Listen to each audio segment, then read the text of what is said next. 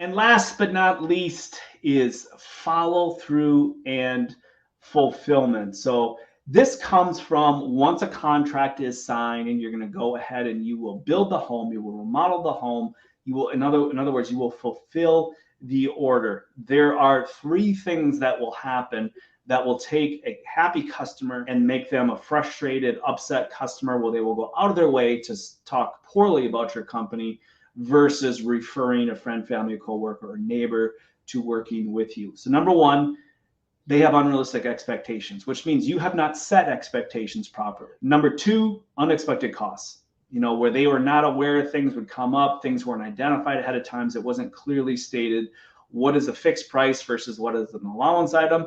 What are the things that we know about? What are the potential unforeseen circumstances? Number three is poor communication. You see this a lot. There's schedule delays. They don't think anything's happening. They don't hear from you for a while.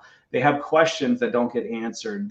They text somebody who normally responds to them, but they're on vacation, and then they don't hear from a week. And what does that communication workflow look like? And I would say poor communication, the most indicative symptom of poor communication is reactive communication. In other words, if you are not proactively communicating with your lead and you're waiting for them to communicate with you, you have a problem. You have a problem.